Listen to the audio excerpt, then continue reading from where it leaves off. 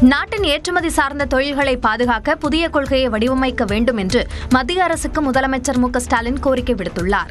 இது தொடர்பாக அவர் வெளியிட்டுள்ள அறிக்கையில், அமெரிக்க அரசின் தற்போதைய வர்த்தக வரி உயர்வு போல் முன்பு எப்போதும் ஏற்பட்டதில்லை என்று குறிப்பிட்டுள்ளார். இந்த கடின சூழ்நிலையில் மத்திய அரசின் பதில் நடவடிக்கை போதுமானதாக இல்லை என்று கூறியுள்ள அவர், துணைநூல் துறைக்கு முக்கியத்துவம் கொடுத்து இந்தியாவின் ஏற்றுமதி துறைகளை பாதுகாக்க ஒற்றுமையான கொள்கை வடிவமைப்பை முன்வைக்க வேண்டும் என வலியுறுத்தியுள்ளார். பருத்தி இறக்குமதியில் 11% சுங்க வரியை டிசம்பர் 31 வரை நிறுத்திய மத்திய அரசின் முடிவை பாராட்டுவதாக கூறியுள்ள முதலமைச்சர், அமெரிக்கா உயர்த்தியுள்ள சுங்க வரிகள் நீக்கப்படாவிட்டாலும் பிற சலுகைகளால் சமன்படுத்தப்படாமல் விட்டாலும் இந்த நிவாரணம் பலனளிக்காது என்று கவலை தெரிவித்துள்ளார். தமிழ்நாடு தனது ஏற்றுமதிகளை பாதுகாக்கவும் தனது தொழிலாளர்களை வேலை இழப்பிலிருந்து காப்பாற்றவும் மத்திய அரசுடன் இணைந்து பணியாற்ற தயாராக உள்ளதாகவும், ஒன்றிணைந்து செயல்பட்டால் ஒரு சிக்கலான தருணத்தை மாற்றத்திற்கான வாய்ப்பாக மாற்ற முடியும் என்றும் குறிப்பிட்டுள்ளார். மத்திய அரசு விரைந்து செயல்பட்டு பாதிக்கப்பட்ட துறைகளுக்கு உடனடி நிவாரணம் வழங்க புதிய கொள்கைகளை உருவாக்க வேண்டும் என்று முதலமைச்சர் மு.க.ஸ்டாலின் கேட்டுக் கொண்டுள்ளார்.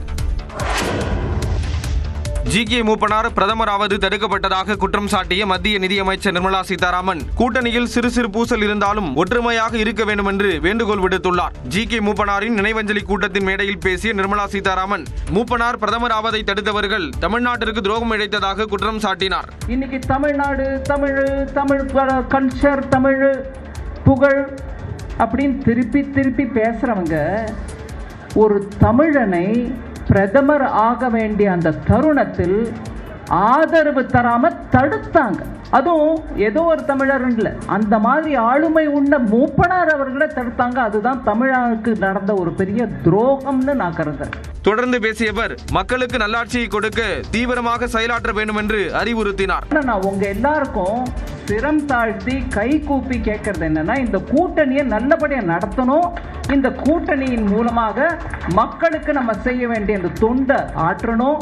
இதுல சின்ன உட்பூசல்களை பத்தி நம்ம பெரிய கவலைப்பட வேண்டாம். தமிழ்நாட்டில் போதைப்பொருள் நடமாட்டம் அதிகரித்திருப்பதாக நிர்மலா சீதாராமன் குற்றம் சாட்டினார். மூப்பனார் நினைவஞ்சலி நிகழ்ச்சியில் எடப்பாடி பழனிசாமியுடன் அண்ணாமலை கைகுலுக்கிய காட்சி கவனம் பெற்றது. ஜி.கே. மூப்பனாரின் 24ஆம் ஆண்டு நினைவஞ்சலி சனிக்கிழமை அனுசரிக்கப்பட்டது. இதனை ஒட்டி சென்னை தேனாம்பேட்டையில் உள்ள அவரது நினைவிடத்தில் மத்திய நிதியமைச்சர் நிர்மலா சீதாராமன், அதிமுக பொதுச் செயலாளர் எடப்பாடி பழனிசாமி, பாஜக மாநில தலைவர் நயினார் நாகேந்திரன் உள்ளிட்டோர் கூட்டாக மரியாதை செலுத்தினர். அப்போது பாஜக மாநில முன்னாள் தலைவர் அண்ணாமலையை அருகே அழைத்து மூப்பனாருக்கு மரியாதை செலுத்துமாறு எடப்பாடி பழனிசாமி கூறினார்.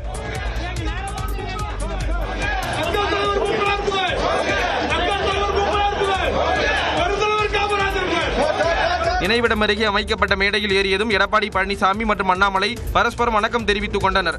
பின்னர் எடப்பாடி பழனிசாமி கை நீட்டியதும் அண்ணாமலையும் கை குலுக்கினார். அப்போது அருகே இருந்த ஜி.கே. வாசன் எடப்பாடி பழனிசாமி அருகே அண்ணாமலை அமருமாறு கூறினார். பின்னர் எடப்பாடி பழனிசாமி அருகே வலப்பக்கத்தில் அண்ணாமலை அமர்ந்தார். கொஞ்சம் பொறுமையா ஒத்துழைப்புக்காக எல்லாரும் மாவட்ட தலைவர் நீங்க தான் ஏற்பாடு பண்ணணும். இருவருக்கும் இடையே மோதல் போக்கு நிலவுவதாக கூறப்பட்ட நிலையில் இக்காட்சிகள் கவனம் ஈர்த்தன. முதல்வர் மிஸ்டர் மோடி கை நீட்டி சொடக்கு போட்டு கூப்பிடுறேன். இதுதான் அரசியல் நாகரிகமா? நீ இப்படி இருந்தா இந்த பிள்ளைகள் எப்படி இருப்பாங்க? உன்னை நம்பி வந்திருக்கிறாங்களே கண்ணுங்களா, எத்தனை லட்சம் பிள்ளைகள். தவேக மாநாட்டில் முதலமைச்சர் மு.க.ஸ்டாலின் பிரதமர் மோடி குறித்து அவதூறாக பேசியதாக விஜய்க்கு நடிகர் ரஞ்சித் எழுப்பிய கேள்விதான் இது. கோவை துடியலூரில் நடைபெற்ற நிகழ்ச்சியில் பேசிய நடிகர் ரஞ்சித், 2014இல் எந்த மக்கள் பிரச்சனைக்காக பிரதமர் மோடியை விஜய் சந்தித்தார் என்று வினவினார்.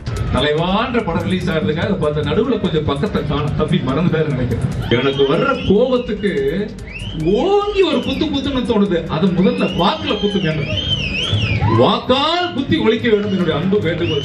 அமெரிக்காவே வியந்து பார்க்கும் பிரதமராக மோடி இருப்பதாகவும் நடிகர் ரஞ்சித் தெரிவித்தார். தமிழ்நாட்டில் இன்றும் நாளையும் வெயில் கொளுத்தும் என சென்னை வானிலை மையம் கணித்துள்ளது.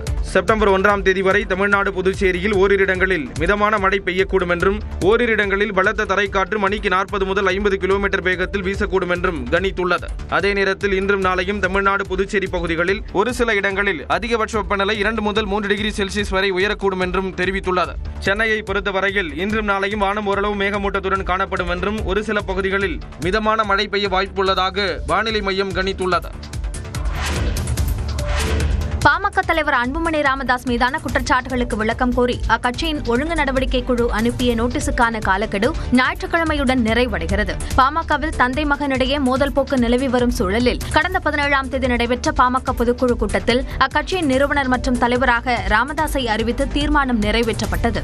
அத்துடன் அன்புமணி மீது 16 குற்றச்சாட்டுகளை முன்வைத்து அக்கட்சியின் ஒழுங்கு நடவடிக்கை குழு அறிக்கை அளித்தது. ராமதாஸ் கூட்டிய கூட்டத்திற்கு மாவட்ட செயலாளர்களை வரவிடாமல் தடுத்தது, ராமதாசுக்கும் எதிராக செயல்பட்டு கட்சிக்கு களங்கத்தையும் குழப்பத்தையும் ஏற்படுத்தியது உட்பட 16 குற்றச்சாட்டுகள் முன்வைக்கப்பட்டிருந்தன. இந்த குற்றச்சாட்டுகள் பற்றி அன்புமணி ராமதாஸ் ஆகஸ்ட் 31ஆம் தேதிக்குள் பதிலளிக்க வேண்டும் என்று அவகாசம் வழங்கப்பட்டிருந்தது.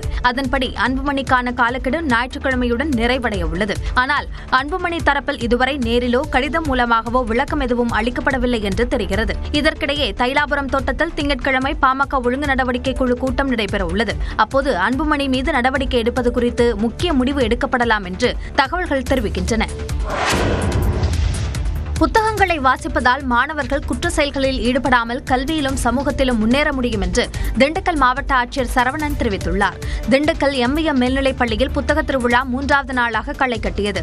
பள்ளி மாணவர்கள் மற்றும் பொதுமக்கள் திரளானோர் புத்தக காட்சியை பார்வையிட்டு ஆர்வமுடன் புத்தகங்களை வாங்கினர். ஸ்கூல் எஜுகேஷனை தாண்டி நிறையா கற்றுக்கிறதுக்கு புக்ஸ், ஸ்டோரிஸ், நாவல்ஸ் நிறையா இருக்குது. இது ரொம்ப யூஸ்ஃபுல்லாக இருக்குது. வேறு இடங்களுக்கு நாங்கள் போகும்போது குறிப்பிட்ட புக்கு கேட்போம். கேட்குற புக்கு சில நேரம் கிடைக்கும், சில நேரம் கிடைக்காது. ஒரு வாரம் 10 நாள் ஆகுன்பாங்க. ஆனால் இங்கே வந்து நாங்கள் கேட்குற புக்கு வந்து கிடைக்குது. எல்லாமே அவைலபிலிட்டி. புத்தக காட்சியை பார்வையிட்ட ஆட்சியர் சரவணன் புத்தகங்களை விலைக்கு வாங்கி அங்குள்ள அன்பு பெட்டியில் செலுத்தினார். இந்த புத்தகங்கள் மலை கிராமங்கள் மற்றும் கிராமப்புறங்களில் உள்ள நூலகங்களுக்கு அனுப்பி வைக்கப்பட உள்ளன. சமூக வலைதளங்களில் தான் நிறைய ஸ்பெண்ட் பண்ணுறோம். ஸோ அதை தாண்டி இதனால் நிறைய தேவையற்ற பிரச்சனைகள், நமக்குமே ஒரு சமூக அளவில் ஒரு நல்ல அறநெறி சார்ந்த ஒரு சமூகத்தினுடைய ஒரு குடிமகனாக வளர்வதற்கு நிறைய கருத்துக்களை, சமூக கருத்துக்களை தெரிந்து கொள்வது வந்து அவசியமாகிறது. வருங்கால சந்ததியினர் தவறான வழிக்கு செல்லாமல் நல்வழிப்படுத்துவதற்கு புத்தக காட்சி பயனுள்ளதாக இருக்கும் என்றும் ஆட்சியர் சரவணன் தெரிவித்தார். கேரளாவில் 71வது நேரு கோப்பை படகு போட்டியை காண வெளிநாட்டு சுற்றுலா பயணிகள் உட்பட லட்சக்கணக்கான மக்கள் திரண்டனர்.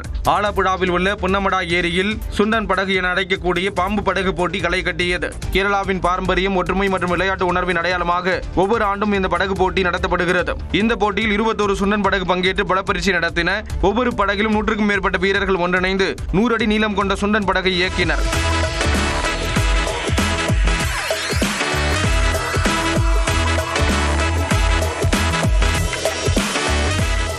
பாரம்பரியமான கோஷங்கள் மற்றும் மேளதாளங்களுக்கு ஏற்ப சரியான ஒத்திசைவில் தண்ணீரில் சீறி பாய்ந்தன இந்த சுண்டன் வள்ளம்.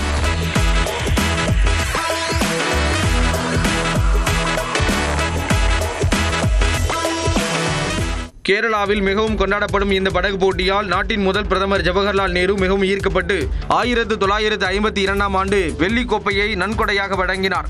இதன் காரணமாகவே இந்த போட்டி நேரு கோப்பை என அழைக்கப்படுகிறது.